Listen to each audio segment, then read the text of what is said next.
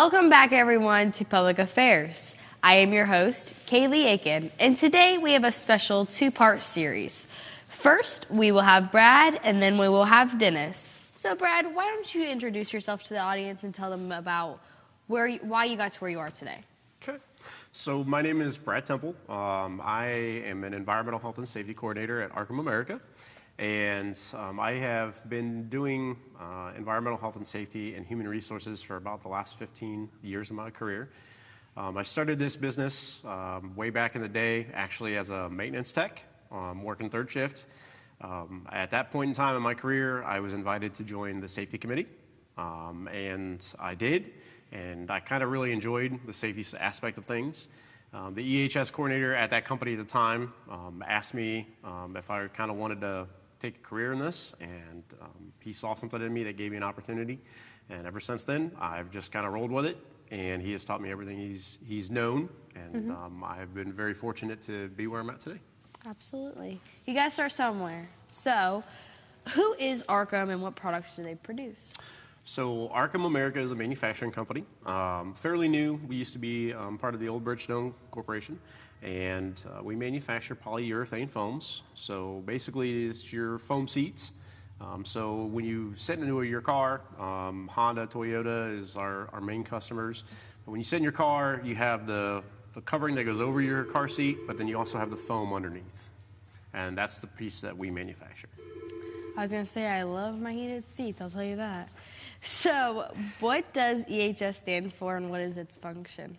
So, EHS stands for Environmental Health and Safety. The main function for us is going to be the health and safety of all of our employees. You come to work every day, we want you to be happy, we want you to be safe, we want you to feel like it's a good place to come to work. And then on top of that, we have the environment, right? We want to make sure that we're reducing that carbon footprint that we leave behind. Not just for us, but for, all the next generations to come. Mm-hmm. I was going to say, I took anthropology, so we learned all about that footprint. What is the safety culture like at Archem? So I would describe the safety culture as being very family-oriented, right? Safety is instilled in every one of us from our orientation till every day. So we do safety meetings every week. We talk about safety topics, different things. But our safety at the plant is very family-oriented.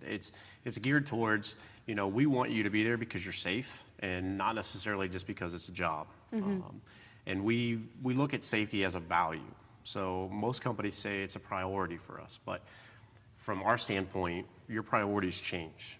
Your life changes, right? You go to school, you do this, you do that. Your priorities are always constantly changing. Mm-hmm. So for us, we look at safety as a value, right? Your values stay the same throughout your life. And that's how we want everyone at our facility to view safety as a value. Absolutely. So you said it was family-oriented. So what do you guys have events or anything to make the employees really feel that family orientation? So we do. This year we had trunk or treat. So we got to set up cars and decorate our trunks. I'm a huge Star Wars fan, so I did my back end of my truck in Star Wars. And kids all loved it, right? We had a lot of kids that showed up, a lot of grandkids that showed up. And I think that's that family orient, that we really want to do. And we do other things too that are related to, the teammates that we have. Holiday dinners. So, I believe we're coming up here next week. We'll have a holiday Christmas dinner. We did Christmas gifts for kids through the Salvation Army. A lot of different things that also help give back to the community, right? To make them feel like they're a part of our family. Build that bond with your coworkers to really feel that safe environment. Absolutely. So what would you say to someone who is considering employment at Archem? So the first thing I would say is, you want to look for something that's going to be family-oriented, right? You want a job that you like going to work every day. So to back that up just a minute, a little bit, you asked me how I kind of fell into this, and, part of that is I enjoy doing what I do, right? I go to work every day. I get to keep people safe. So one of our slides in our orientation is who and what do you work safely for? And most people throw up pictures of their family, but I throw up pictures of other teammates because that's why I'm there. right? I'm there to keep everybody safe, and that's why I work safely every day, is to make sure that those people are safe. So to kind of get back to your question, right, of why would you want to come work for Archem? Because it's safety oriented, right? We're a family type business where you feel like you're welcomed, you get to come to work every day, you don't have to feel like, my life's in danger, and I get to have a good time, and then I can go home at the end of the day. Very important things to have. So how would someone pursue a career in the EHS field? Probably not the same way I did. I would probably say, if you are looking for a career that is involved with people, right, where you care about people and their lives and how things turn out for them, then this is probably a good direction for you to take.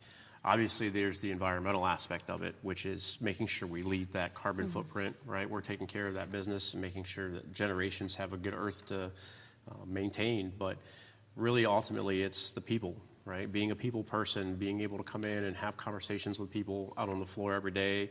How are you doing? And it doesn't always have to relate to work, right? It can relate to home things. Maybe you're having a bad day, and it's just, it relates to, work, unfortunately, because of that period of time. Absolutely. And so you are the EHS coordinator, so you do safety orientation. I do. So what does the safety orientation entail? Lots of different things. I don't know if we have enough time to talk about all of them, but some of the main ones would be like, we cover PPE, personal protective equipment. We talk about lockout, tagout. We talk about things like hearing conservation. That's a big one. Ergonomics. Those are big things that companies always have, and those are the ones that I'm very familiar with. So, yeah. Yeah. So what is this lockout tagout that I've been hearing about? Okay. So lockout tagout is basically the control of hazardous energy. And what I mean by that is safety, right? We want to make sure you're safe while you're doing whatever job it is that you have to do. And sometimes we have to control hazardous energy. And that means that we have to take a disconnect and put it in the off position. But how do you secure that while you work on it? That's where lockout tagout comes into place. So you would take your lock and tag, and you would take that and put it on that disconnect and lock it. So nobody else can come up and throw it back to the on position while you're performing some type of work, servicing, or maintenance on a machinery. That would prevent you from getting hurt. Yeah, absolutely. And let's talk about some of the others. So what is this ergonomics? I've never heard of that one before. Okay, so ergonomics in the workplace is very, it's kind of a very vague statement, I guess, in a way. But so if you think about everything that you do in a day, right? If you're standing in one spot, if you're twisting to the left, if you're twisting to the right, whatever that might be, how many times a day do you do that? Too many to count. Right? So do you sit at a desk? Do you work at a computer? I do. Right? So do you keep your hands flat, or do you go like this? I keep them flat. Okay. So they actually make an ergonomic bar that you can put under your wrist to help support your wrist in a more natural way to help prevent things like carpal tunnel in your wrist. Oh, I'm going to have to let John know about that one. But it plays into all of manufacturing, right? Not just an office job. So when you're standing in one position for long periods of the day, we can buy you an ergonomic mat that helps with cushioning on your feet. So you're not just having that strain on your legs and your back and your feet all day long. Tools, sometimes, instead of having to reach over and grab a tool all the time, right? You can hang it up on a pulley system where it's got some resistance. So it just hangs there. You pull it down, put a screw in, and it goes back up. Very handy, very smart thinking. So you talked about noise. Is that just like here, like putting it, making sure you're wearing your earplugs, or what does that entail? So noise is related to your hearing, and OSHA has a whole standard on noise, occupational noise. So it starts at 85 decibels, right? And decibels is how we hear in the industry. So at 85 decibels, OSHA says you have to have a plan, some type of program in place. You have to offer hearing protection, and then you have to train the individuals how to wear it correctly. Because a lot of times, if I give you hearing protection, you don't know how to use it, is it really doing you any good? No. No. So the idea is that at 85 decibels, I give you hearing protection, I give you that training, and it helps protect your hearing, So that way, as you age and as you continue to work out on the production floor, you don't lose hearing. Yeah, very important. So that way you don't have to have hearing aids, or a little bit of fit to it. Yes. So last one, I promise. So talk more about PPE and what it says, what it stands for. Okay, so PPE is personal protective equipment, right? So we talked a little bit about ergonomics and how those things kind of help you out in the workplace. So does PPE, right? So PPE is what actually helps keep you safe in different positions and jobs that you're doing. So have you ever used a razor knife? No, I have not. Okay, so in manufacturing, when you use a razor knife, right, if I'm holding the knife in this hand, I should have some type of PPE on this hand, some type of Kevlar glove or cut-resistant glove. There's no such thing as a cut-proof glove, okay? But there's cut resistance, and they have different levels to that. So it could be a 1, a 2, a 3. It depends on what you're utilizing. Eye protection, safety glasses, right? So your glasses that you're wearing right now technically aren't safety glasses. So if you wear them into a manufacturing setting and there were to be an accident, they wouldn't protect you. You would think they would, but they wouldn't, right? There's a whole set of standards that they have to meet. Safety shoes, same thing, right? So some industries require you to wear steel-toed shoes or EH rated for electrical hazards. And all of those things help protect you while you're out there in the workforce. And we utilize everything. We do risk assessments on jobs so we understand what those hazards are to individuals who work on those positions. And in that process, we have a hierarchy of controls that we look at. And we look at those controls and we try to eliminate the hazard that exists. And the last thing that we want to do is have to put you in PPE. Yeah. See, when I first heard PPE, I took a CPR and first aid training class, and I thought that was going to be the same thing, but definitely more elaborated than A little bit different. Yeah, absolutely. So if someone wanted to learn more about wanting to get interested in EHS or about your company, where would they go to find that information? So we do have a website as far as Archem goes that you can look up, and you could also stop by, and we'd be more than happy to give you a tour and show you around. But as far as the EHS goes, you know, if you're interested in environmental health and safety, I just think that you can Google it, right? I mean, that's what everybody does nowadays is Google it when you're trying to find something. But there's a world of information, right? OSHA is this thick, right? And then there's letters of interpretation because, you know, the book is this thick, but everything's very vague in it. So you always have these questions. Well, what does this mean? So somebody will write into OSHA, and then OSHA will send a letter back. And there's hundreds of thousands of those that are sitting out there on the internet. So you could go to OSHA, you could research all that information. If you're really bored, that's how I would do it. But if you just want general information, I would definitely Google it. Yeah. I don't think I have to Google it because I think you gave me a lot of good information today. Good. So thank you for that. Absolutely. And thank you for coming in today. Thank you for having me. I appreciate it. And as always, you're watching Public Affairs, and I am your host, Kaylee Aiken. Thank you. Who are the people that serve part-time in the Ohio Army National Guard? We are your neighbors and friends. We are your sons and daughters. Our service is providing us valuable job skills, and it pays up to 100% of our tuition. We're proud to serve our state. We are your Ohio Army National Guard. Learn more about part-time service with the Ohio Army National Guard at nationalguard.com/OH. Welcome back, everyone, to Public Affairs. I am your host, Kaylee Aiken, and today, via studio, I have Denis Franks. So, Denis, would you like to share some information about your organization? Well, sure, Kaylee, thank you. Thanks for having me here today. I work as a workforce development specialist for the Builders Exchange of Central Ohio. We're locally known as the BX. The BX has been around for over 112 years or so, give or take several. It's the oldest and largest association of commercial contractors in Ohio. We have over 615 members, once again, give or take a few, and we're an association that provides support for the commercial contracting industry.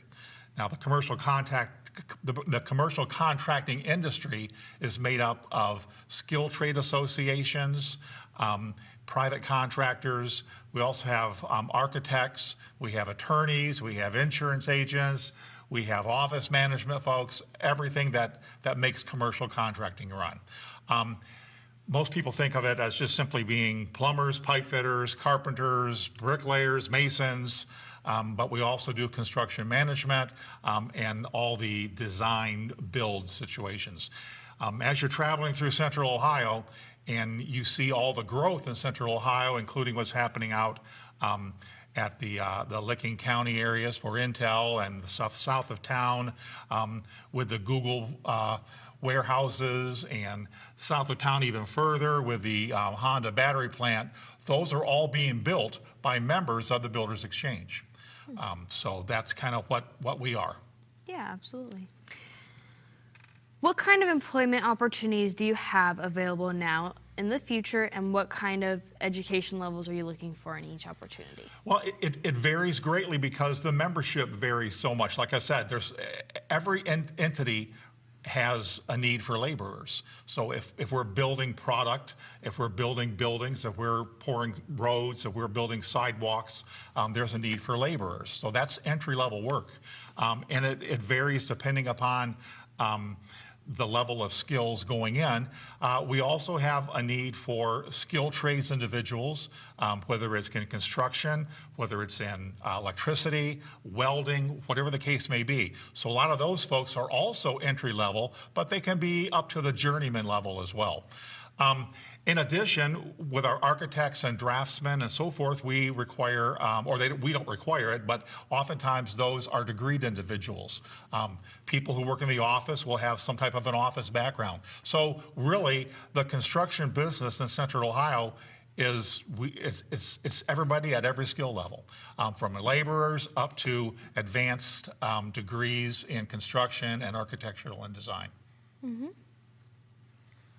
Do you offer training and/or education to new hires? And if yes, can you give us some details on what you offer? Sure. Like I said, we represent over 600 or so commercial firms, and every firm is slightly different. So there's opportunities for anybody to start off and then go through the training that the individual firm offers. Now, the Builders Exchange supports all the contractors with its own level of education and training for various classes in safety, in office management type activities for the contractors, as well as a lot of leadership programs. We've partnered with Ohio State Fisher College of Business to do some leadership training in all areas, from entry-level first-line supervisors to middle management to young professionals in the industry trades and executive leadership. So all of those have a series of coursework and classes that the BX kind of coordinates and oversees. Yeah, it's definitely important to see what each position is to know what you need for that position. Yeah. There's a lot of training necessary, and it's an investment that the companies make in their workforce. So the companies are investing dollars that they're earning in developing their workforce, whether it's sending a person for some OSHA training in a safety arena, whether it's sending a person to help with stress management. There's a lot of stress that goes on within the industry. So there's safety classes that deal with that. There's first aid and CPR, which is done across the board. In addition to all of the leadership training, which is used to help develop the future leaders for the industries. Absolutely. What are you doing to attract and retain talent in this era of skilled labor shortages? Well, that's one of the reasons why my position was created. I was a former educator. I worked in education for over 30 years. I worked in the Career Center arena at all levels within a Career Center. And the Builders Exchange Board had determined that we need to get the word out about the opportunities within the construction business. So just during COVID, they had come up with this workforce development director's position, and it just so happened that I found out about it, and make a long story short, I was offered a 3-year position. to help kind of kick the position off and get it started. So what I do and what the Builders Exchange is trying to accomplish is getting the word out to all the schools about the opportunities within the construction business. We have an outreach program where we have some folks who coordinate the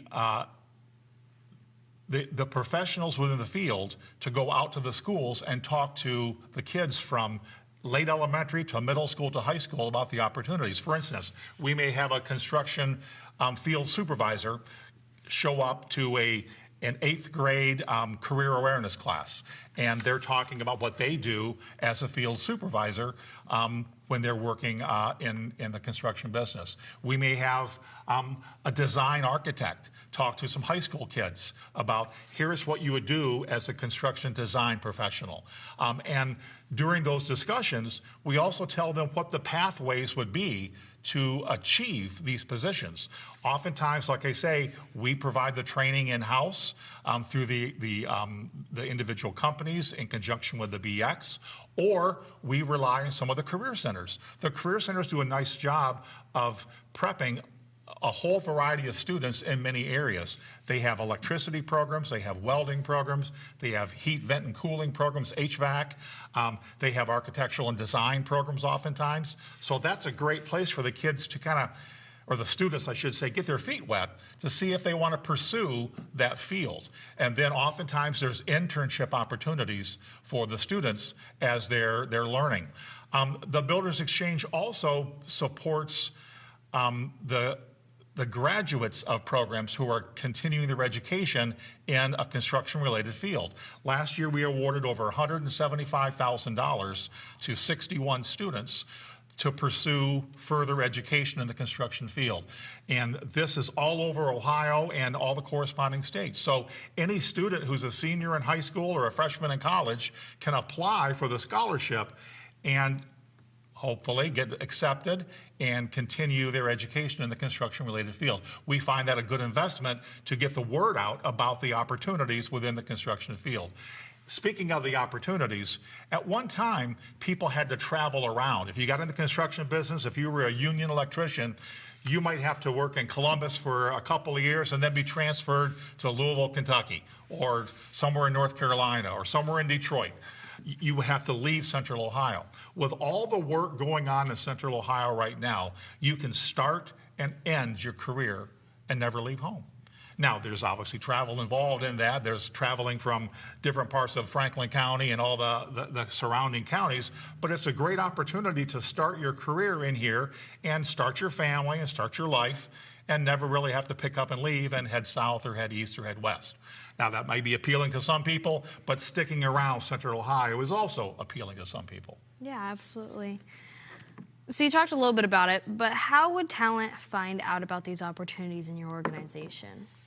Well, like I said, oftentimes we partner with the schools to increase the awareness. One of the things that I do, I work with all the superintendents and all the principals and the boards of education of the K-12 schools as well as the community colleges, and I encourage them to partner with the local construction firms. So I do lots of introductions between the entities, and then the construction personnel can serve on advisory committees within the various schools. They can serve on the boards they call business advisory councils. They can serve on those BACs to help kind of guide and develop the future curriculum needs for the construction business. So that's kind of how the word gets out there. There is a website. We have a website, bx.org. We have job postings on there, but oftentimes those are primarily for individuals who are currently employed within some of our member firms. There are some entry-level folks who would navigate to that, but we don't really publicize it for that need. Most of the firms have their own marketing processes. The larger firms have a team of outreach individuals as well. So they have folks who would go out to the schools, attend job fairs, do one-on-one work within the pipelines. We also work with all the unions. So all the unions do a nice job of getting the word out about the opportunities to be a journeyman electrician or a bricklayer or whatever the case would be. Yeah. So as we're getting ready to wrap up our interview, is there anything that you'd like to add that we may have missed or something you just want to tell the audience? Well, the one thing is construction is a career. We work a lot with entities within the area to let them understand this is not the same construction company or construction work that maybe your parents thought of or your grandfather used to work in. There's a lot of high tech being used throughout the entire industry. We have lots of robots, and we have drones and so forth, which help survey the site selections. They also work in the safety arena to make sure that there's no hazardous event going on. So they have these sensors on robots. We have like a spot the dog. You've seen these robots walking around. They actually use those going into construction sites to make sure that things are all okay before they send the men in there. A lot of opportunities for growth. You can start off as a laborer and then utilize the company's own educational programs to continue that education. They may send you to school at a local career center to take some beginning level electrical courses. A lot of the individual companies have their own apprenticeship courses. So you may get hired by a company and they would have their own electrical apprenticeship programs, or they would have their own mechanical design apprenticeship programs, where you come in as an entry-level person with little, if any, experience, and they teach you what they need you to learn. The main thing, like I've heard for years, is we want a person who will show up on time and be drug-free. You know, they will take care of the rest. If they get a person who has a good work ethic, who can show up on time and give an honest day's work, that person's going to be successful. Yeah, I have heard that multiple times, and I agree with that statement. Well, thank you for meeting with me today. I learned a lot. And as always, you're watching Public Affairs, and I am your host, Kaylee Aiken. Thank you.